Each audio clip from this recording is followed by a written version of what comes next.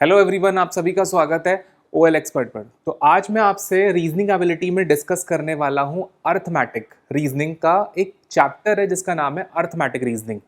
ये चैप्टर आपने सुना होगा, लेकिन एक्चुअल में इसका किस से रिलेशन है इस पर मैं आज चर्चा करूंगा।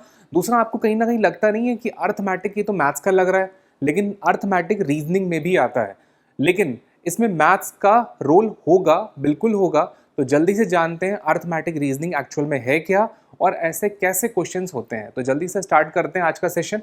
अर्थमेटिक टेस्ट में सबसे पहले हम ये जानेंगे about the arithmetic reasoning, how to solve the question और how many types of the question. इन तीनों चीज़ों पे हम वन बाय वन डिस्कशन करेंगे। तो सबसे पहले जानते हैं अर्थमेटिक है क्या और अर्थमेटिक में टाइप्स कैसे हैं। तो नोटिस करिए, सबसे पहले आपके सामने अर्थमेटिक के ऊपर एक डेफिनेशन बताई गई है। एक्चुअल में अर्थमेटिक है क्या? तो ये arithmetic reasoning help us to select the required information from the given question and solve the question using some mathematical concept. देखिए, मैथ से रिलेटेड है, अपने आप में अर्थमेटिक इंडिकेट कर रहा है मैथ से रिलेटेड है। यहाँ पर मैथ्स के क्वेश्चंस पूछे जाएंगे, लेकिन कुछ अलग होंगे, डिफरेंट होंगे, जो नॉर्मल मैथ्स में नहीं आते हैं वो क्वेश्चंस यहाँ पर होंगे। तो मैथ्स और रीजनिंग का मिक्सचर है अर्थमेटिक। तो आई होप ये चीज़ आपको समझ में आई होगी कि अर्थमेटिक होता क्या है। अब बताते हैं सबसे पहले कि कितने टाइप्स के क्वेश्चंस हैं। देखिए, अर्थमेटिक रीजनिंग में दो टाइप हैं, मेजर दो टाइप है। सबसे पहला आता है लैंग्वेज बेस्ड क्वेश्चंस, दूसरा आता है मैथमेटिकल ऑपरेशन बेस्ड क्वेश्चन। ये दो टाइप के क्वेश्चंस हैं जो एग्जामिनर अक्सर पूछता है। सबसे पहले लैंग्वेज बेस्ड। अब लैंग्वेज बेस्ड में बहुत सारे टाइप्स हैं, तो वन बाय वन हम लोग लैंग्वेज बेस्ड क्वेश्चंस करेंगे, उसके बाद हम मैथमेटिकल ऑपरेशन बेस्ड भी क्वेश्चंस करेंगे। तो आई होप यहाँ तक सारी चीज़ें क्लियर हो गई होंगी। सबसे पहला क्वेश्चन आपके सामने आने जा रहा है जो रीजनिंग का है और साथ में मैथ्स का भी है। देखिए, अर्थमेटिक का मतलब ही है रीजनिंग और मैथ्स दोनों का मिक्सचर है। तो आपके सामने एक क्वेश्चन ध्यान से पढ़िएगा और इसको सॉल्व करते हैं। हम लोग स्टार्ट करते हैं। देखिए, अनुज इज 5 ईयर ओल्डर देन बरखा। अब बरखा से कितनी एज है हमें नहीं पता, मान लेते हैं एक्स है। तो अनुज की जो एज होगी वो 5 साल ज्यादा होगी बरखा से। आई होप समझ में आ रहा है। किससे? अनुज की उम्र 5 साल ज्यादा है, किससे? बरखा से। बरखा की अगर एक्स है तो अनुज x+5 हो जाएगा। फाइन। आगे लिखा है एंड की बात कर रहा है। देखिए, जब दो सेंटेंसेस के बीच में एंड की बात करी जाए तो वो अनुज को बता रहा है। वो कहना चाहता है अनुज। अनुज 7 ईयर्स यंगर देन चंदन। अब चंदन की जो एज होगी, नोटिस करिए, अगर मैं चंदन की एज की बात करूं तो फॉर एग्जांपल मैंने y मान लिया, चंदन को y मान लिया, तो चंदन से अनुज की जो एज होगी वो y में 7 ईयर्स कम कर देना है। आई होप ये चीज क्लियर हुई। नोटिस करिए, अब एंड मतलब अनुज की बात कर रहा है। Anuj 7 year younger to Chandan, that means कि चंदन से 7 साल छोटा है अनुज। आई होप ये क्लियर हुआ। तो मैंने अगर चंदन y है तो अनुज कितना हो जाएगा? y-7 हो जाएगा। अब एक डाटा से देखिए अनुज यहाँ मिल रहा है, एक डाटा से अनुज यहाँ मिल रहा है, दोनों हम इक्वल कर सकते हैं, अनुज दोनों में कॉमन है।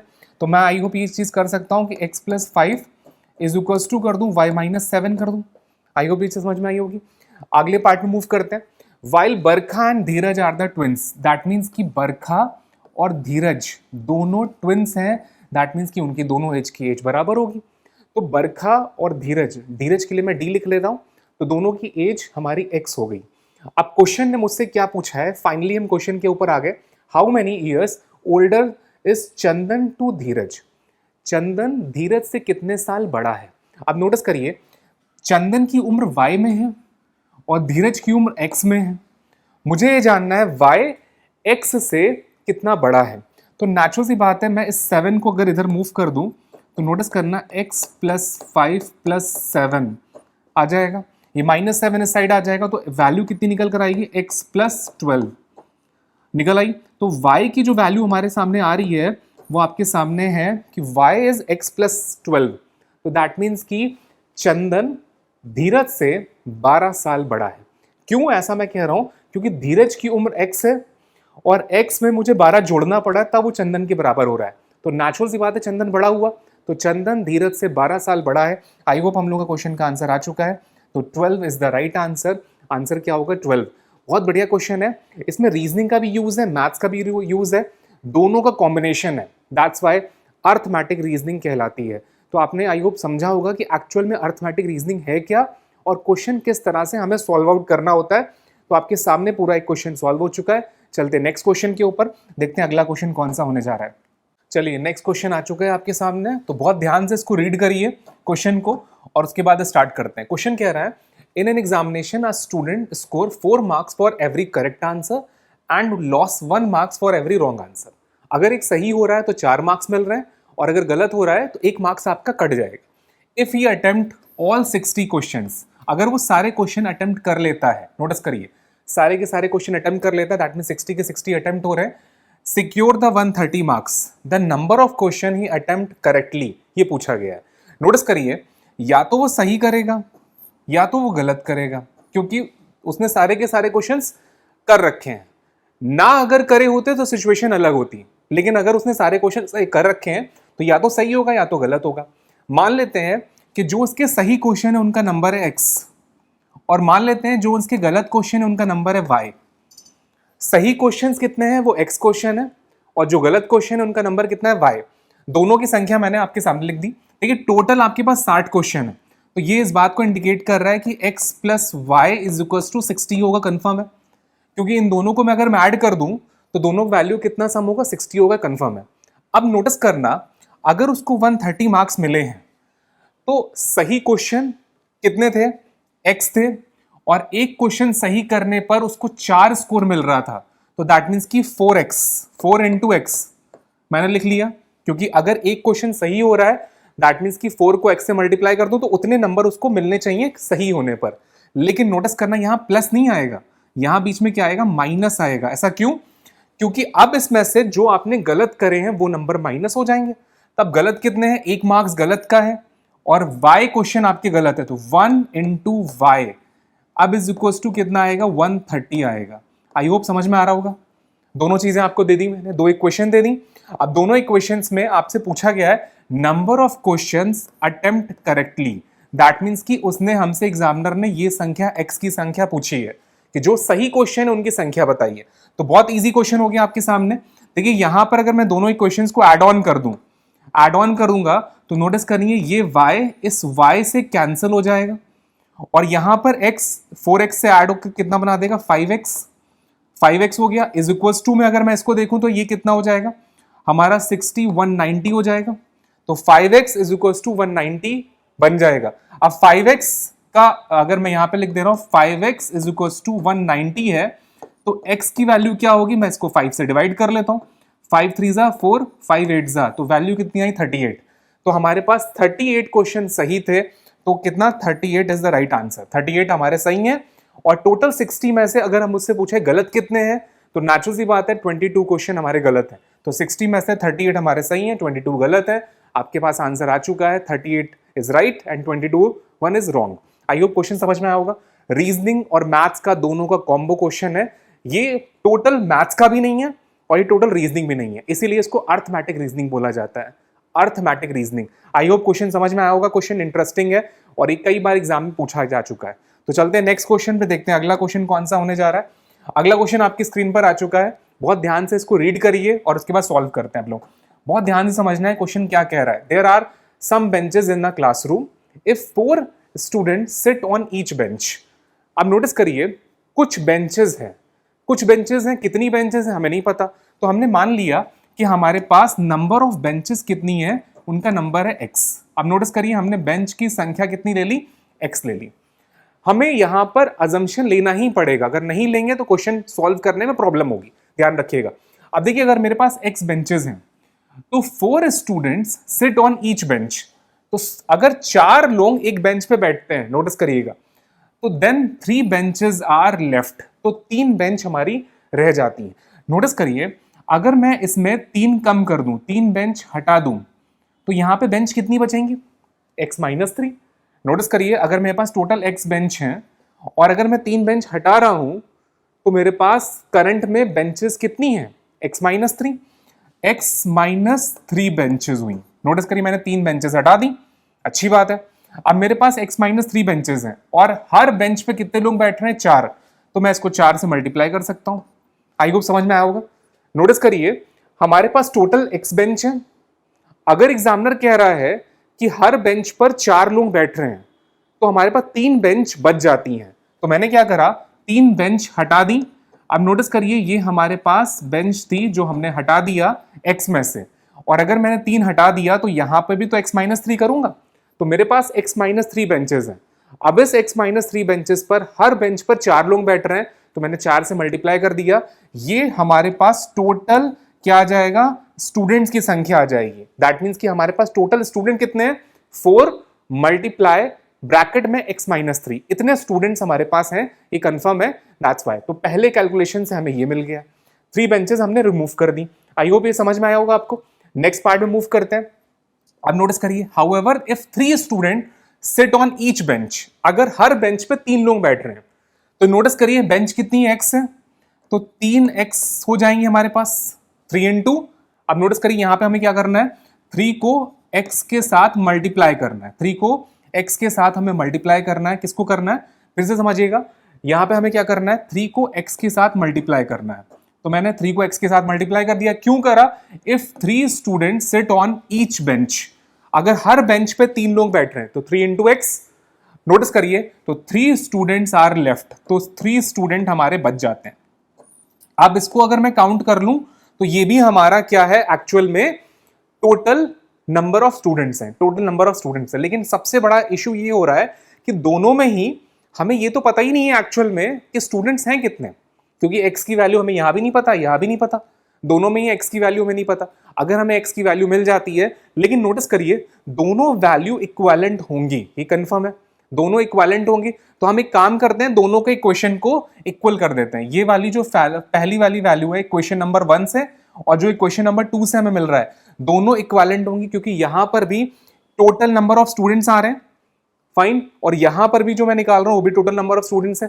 तो जरा सॉल्व करके देखते हैं कि हमारे पास आंसर क्या आएगा। तो दोनों को इक्विवेलेंट करेंगे अगर हम, तो पहली इक्वेशन हमें दे रहा है 4x माइनस 12, देखिए मैंने ब्रैकेट ओपन कर दिया, पहली इक्वेशन से हमें क्या मिला 4x माइनस 12, और बाद वाली इक्वेशन से हमें क्या मिल रहा है 3x प्लस 3 मिल रहा है। अब मैं इसको जब x की वैल्यू सॉल्व करूंगा तो यहां से x की वैल्यू मुझे मिल जाएगी, मैं 3x को इधर ले आऊंगा, माइनस 12 को उधर दे दूंगा, तो जैसे ही मैं इधर लाऊंगा तो 4 में से 3 माइनस होगा, x बचेगा, और 12 और 3 जोड़ देंगे तो 15, तो x की वैल्यू कितनी निकल कर आई, 15 आ गई। आई होप समझ में आया होगा, 15 x की वैल्यू निकल कर आई। और अगर x की वैल्यू 15 है तो नोटिस करिए मैं जैसे यहां पे पुट करूंगा या यहां पे पुट करूंगा 15, तो मुझे टोटल स्टूडेंट्स अपने आप मिल जाएंगे। जरा निकाल लेते हैं, 15 अगर मैं x की वैल्यू पुट करूंगा तो नोटिस करिए 4x माइनस 3 में मैंने x की वैल्यू कितनी पुट करी 15, और जैसे ही मैं 15 पुट करूंगा तो 15 माइनस 3 दैट्स कॉल्ड 12 मिल जाएगा। तो 12 को 4 से मल्टीप्लाई करेंगे तो 12 चौक 48 हो जाएगा, तो 48 is the right answer, option number B होगा। आई होप समझ में आया होगा दोनों पार्ट में। तो दोनों इक्वेशंस में हमने टोटल स्टूडेंट्स निकाला x के फॉर्म में और उनको इक्विवेलेंट कर दिया। जैसे ही हम इनको इक्विवेलेंट करेंगे हमें x की वैल्यू मिल जाएगी, नंबर ऑफ बेंचेस, और जैसे ही हमें नंबर ऑफ बेंचेस मिल गई हम टोटल स्टूडेंट ऑटोमेटिकली निकाल सकते हैं। तो आपको सिर्फ इक्वेशंस को बैलेंस करना है और कुछ नहीं। तो ये अर्थमेटिक रीजनिंग का क्वेश्चन है जो अक्सर एग्जाम में पूछा गया है। तो आई होप ये क्वेश्चन आपको क्लियर हो गया होगा। चलते हैं नेक्स्ट क्वेश्चन पर। अगर कहीं भी डाउट आ रहा है तो आप वीडियो के कमेंट बॉक्स में मुझसे एक डाउट अपना पूछ सकते हैं। हम नेक्स्ट क्वेश्चन में मूव करते हैं, दिखाते हैं अगला क्वेश्चन कौन सा होने जा रहा है। अब देखिए अगला क्वेश्चन भी बहुत इंटरेस्टिंग है। 5 children take a part in the tournament, each one has to play, notice करिए, एवरी अदर वंस। अब देखिए each one has to play every other one, question ये कह रहा है। नोटिस करिए सबसे पहले हमारे पास कितने हैं, 5 स्टूडेंट्स हैं, तो ये 5 स्टूडेंट अगले 4 से खेलेंगे, फिर वो 4 अगले से खेलेंगे। तो नोटिस करो पांचवा जो पर्सन है क्या वो खुद अपने आप से खेलेगा? नहीं। नोटिस करिए हमारे पास अगर 5 कैंडिडेट हैं, नोटिस करना, तो ये 5 वाला पर्सन क्या अपने आप से खेल सकता है? नहीं खेल सकता है। इसको खेलने के लिए बाकी इन 4 की जरूरत पड़ेगी। तो जब ये इसके साथ खेलेगा तो उसको 1 बोलेंगे, जब वो इसके साथ खेलेगा तो हम इसको 2 बोलेंगे। आई होप समझ में आ रहा है। तो नोटिस करिए ये वाला पर्सन कितने मैचेस खेल सकता है? 4 मैचेस खेल सकता है। ये वाला पर्सन कितने मैचेस खेल सकता है? नोटिस करिए 3 मैचेस खेल सकता है। ये वाला पर्सन कितने मैच खेलेगा? 2 मैच खेलेगा। ये वाला 1 खेलेगा। सबको जोड़ दीजिए। नोटिस करिए पहला वाला पर्सन जो होगा वो 4 मैचेस खेल सकता है। कैसे? आगे आपके पास 4 लोग हैं तो 4 मैचेस हो जाएंगे। सेकेंड पर्सन 3 मैचेस खेल पाएगा, थर्ड पर्सन 2 मैचेस खेल पाएगा, फोर्थ पर्सन 1 मैच खेल पाएगा, क्योंकि उसके आगे सिर्फ 1 पर्सन है। अब उसके पहले वाले जो है वो उनके साथ मैच खेल चुका है तो उसको काउंट नहीं करेंगे। तो आई होप समझ में आया होगा। 4 3 7 2 9 और 1 10, टोटल हमारे पास 10 मैचेस होंगे और 10 मैचेस में हर पर्सन दूसरे पर्सन से मैच खेल चुका होगा। तो आई होप इस क्वेश्चन का आंसर आपको क्लियर हो गया होगा। आंसर क्या आएगा? 10 आएगा, क्योंकि 5 children take a part in the tournament, each one has to play every other one, then how many matches must they play? Answer आएगा 10। आई होप समझ में आया होगा। अब अगर ये 5 ना होकर कुछ और होता तो भी आप सॉल्व कर लेते। कैसे सॉल्व करा? अगर 5 बोला है तो 5 से कम 4 3 2 1 आपने ऐड करा, वैल्यू निकाल दी और क्वेश्चन सॉल्व हो गया। ऐसा क्यों करा उसका कॉन्सेप्ट एक बार समझ लीजिए अच्छे से। हमारे पास 5 लोग हैं। अब जो पहला वाला पर्सन मैच खेलेगा तो वो अपने आप से मैच नहीं खेल सकता, वो बाकी 4 लोगों से मैच खेलेगा। तो पहले वाले पर्सन से मैचेस कितने हुए? 4 हुए, तो 4 हो गए। अब जो दूसरा वाला पर्सन है, सेकंड पर्सन है, वो इससे तो मैच खेल चुका लेफ्ट वाले पर्सन से, लेकिन आगे वालों से तो नहीं खेला अभी। तो सेकंड वाला भी अगले 3 से मैच खेल सकता है, इसलिए 3 आ रहा है। अब जो थर्ड वाला पर्सन होगा वो सिर्फ 2 मैचेस खेल पाएगा, और जो फोर्थ वाला पर्सन होगा वो सिर्फ 1 मैच खेल पाएगा।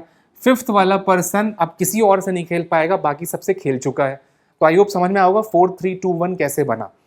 That's why. चलते हैं नेक्स्ट क्वेश्चन पे, देखते हैं अगला क्वेश्चन कौन सा होने जा रहा है। तो बहुत ध्यान से सॉल्व करिएगा नेक्स्ट क्वेश्चन। अब देखिए अगला क्वेश्चन भी बहुत इंटरेस्टिंग है और ये स्कूल से ही रिलेटेड है। A school has 2100 students. देखिए 2100 बच्चे हैं स्कूल में। For every 20 students there is a 1 class monitor. हर 20 स्टूडेंट पर एक क्लास मॉनिटर है। अब नोटिस करना, the number of monitor in the school is. Question ने पूछा है कि क्लास में कितने मॉनिटर होंगे। टोटल हमारे पास कितने हैं? 2100 स्टूडेंट्स हैं। नॉर्मली स्टूडेंट क्या करता है कि अगर 2100 स्टूडेंट्स हैं तो इसको 20 से डिवाइड कर देता है। अगर आपने 20 से डिवाइड करा तो आंसर आएगा 105। और देखिए नोटिस करिए 105 ऑप्शन में ही नहीं है, क्योंकि 20 से डिवाइड नहीं करना है। नोटिस करिए हर 20 स्टूडेंट पर एक मॉनिटर है। तो नोटिस करिए अगर 20 पर एक मॉनिटर है तो 20 student plus 1 monitor is equals to 21 हुए ना। तो एवरी 21 के बाद एक मॉनिटर आ रहा है, मतलब 20 स्टूडेंट प्लस 1 मॉनिटर। देखिए एग्जामिनर ने क्या बोला? For every 20 student there is a 1 class monitor. तो 20 स्टूडेंट हो गए और एक क्लास मॉनिटर हो गया, तो 21 बच्चे हो गए। तो हर 21 बच्चे पर एक आ रहा है, तो नेचुरल सी बात है हमें यहाँ 21 से मल्टीप्लाई डिवाइड करना है। 21 से हमें यहाँ पे डिवाइड करना है। तो जैसे ही हम 21 से डिवाइड करेंगे तो वैल्यू कितनी निकल कर आती है? 100। तो 100 is the right answer. Class में 100 मॉनिटर्स होंगे। आई होप समझ में आया होगा, क्योंकि 20 स्टूडेंट पर एक मॉनिटर है, दैट मीन्स 21 हो गए। और 21 को मुझे 2100 से डिवाइड करना है, तो वैल्यू कितनी निकल कर आएगी? 100 आएगी। तो क्लास में 100 मॉनिटर निकल कर आएंगे। आई होप समझ में आया होगा। चलते हैं नेक्स्ट क्वेश्चन पर। क्वेश्चन क्लियर हो गया होगा। नेक्स्ट देखते हैं अगला क्वेश्चन कौन सा होने जा रहा है। अब अगला क्वेश्चन और इंटरेस्टिंग है। A zoo has a tiger and the sparrow, they are 70 in the number of counting their heads. अब देखिए ये क्वेश्चन बहुत बार पूछा जा चुका है। यहां पर जू में टाइगर और स्पैरो पे दिया हुआ है, नंबर ऑफ हेड्स दे रखे हैं। अब देखिए अगर टाइगर है और स्पैरो है तो नेचुरल सी बात है सर दोनों का एक होगा, लेकिन पैरों की संख्या डिफरेंट होती है। अब देखिए क्वेश्चन में मैंने अज्यूम करा नंबर ऑफ टाइगर कितने एक्स हैं और नंबर ऑफ स्पैरो कितने वाई हैं। अब क्वेश्चन में देखना करना क्या है हमें, टोटल हमारे पास हेड कितने हैं, तो x plus y is equals to 70। Notice करिए टाइगर और स्पैरो के हेड्स को अगर मैं काउंट कर लूं तो हमारे पास 70 टोटल है। तो टाइगर और स्पैरो को दोनों को ऐड कर लेते हैं, 70 आ जाएगा। तो 70 हमारे पास हेड्स हो गए, कंफर्म है। अब आगे कह रहा है the number of their legs is 210। 210 leg हैं टोटल का कॉम्बिनेशन। नोटिस करिए अगर मेरे पास टाइगर x हैं तो मैं x को 4 से मल्टीप्लाई कर दूंगा, तो दैट मींस कि नंबर ऑफ टाइगर्स लेग्स हो जाएंगे। और स्पैरो हमारे पास कितने y हैं, इसको मैं 2 से मल्टीप्लाई कर दूंगा, तो हमारे पास स्पैरोस लेग्स हो जाएंगे। और इन दोनों को जब मैं ऐड करूंगा तो 210 हमारे पास क्वेश्चन में दे रखा है, तो 210 हो जाएगा। इक्वेशन हमारी रेडी हो गई। तो आई होप इक्वेशन हमारी रेडी हो गई। पूछा गया है how many sparrow are there, sparrow की संख्या पूछी गई है। अब मैं करूंगा क्या, यहां से मैं कॉमन ले लेता हूं। 2 मैंने कॉमन लिया तो ये 2 यहां से कैंसिल हो जाएगा और 2 यहां से कैंसिल कर देगा तो 105 बना देगा। 105 हो गया। अब नोटिस करिए हमारे पास इक्वेशन क्या है, यहां पे 2x है, यहां पे 1y है, यहां पे 105 है। इन दोनों इक्वेशन को अगर मैं सब्ट्रैक्ट कर दूं तो नोटिस करिए 2x में से x चला जाएगा, x बचेगा, y में से y चला जाएगा तो y कैंसिल हो जाएगा। यहां पे कौन आ रहा है, 105 में से 70 चला जाएगा तो वैल्यू कितनी आएगी, 35।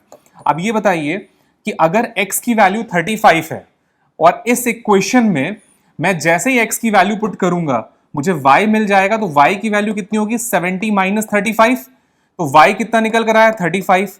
तो हमारे पास जो एग्जामिनर ने पूछा था कि स्पैरो की संख्या कितनी है, वो भी 35 है, और टाइगर की संख्या कितनी है, वो भी 35 है। क्योंकि x की वैल्यू भी 35 निकली है, y की वैल्यू भी 35 निकली है, तो क्वेश्चन का आंसर क्या निकला, 35 is the right answer. I hope ये समझ में आया होगा आप सभी को। नोटिस करिए बहुत इजी था, क्या करा, x टाइगर है, y हमारे पास स्पैरो है, दोनों के हेड एक ही होगा, तो दोनों को जब मैं ऐड करूंगा तो 17 हमारे पास टोटल हेड्स हैं, लेकिन लेग्स की संख्या फर्क आएगी, क्योंकि टाइगर के 4 लेग्स होते हैं, स्पैरो के 2 लेग्स होते हैं। तो टाइगर को 4 से मल्टीप्लाई करा 4x और स्पैरो को 2 से मल्टीप्लाई करा 2x इज इक्वल टू 210। इस इक्वेशन को मैंने और सिंप्लीफाई करा तो 2x plus y is equal to 105। दोनों इक्वेशन को सॉल्व करा तो x की वैल्यू 35 आई और y की वैल्यू भी 35 आ रही है, x की वैल्यू पुटअप कर दी। तो नोटिस करिए टाइगर की संख्या और स्पैरो की संख्या दोनों इक्वल आ गई। तो आई होप ये चीज क्लियर हो गया होगा। आज की क्लास के लिए हम लोग इतना ही रख रहे हैं, इसके आगे वाला सेक्शन हम लोग अगली क्लास में कंटिन्यू करेंगे। आई होप आज की क्लास आपको समझ में आई होगी।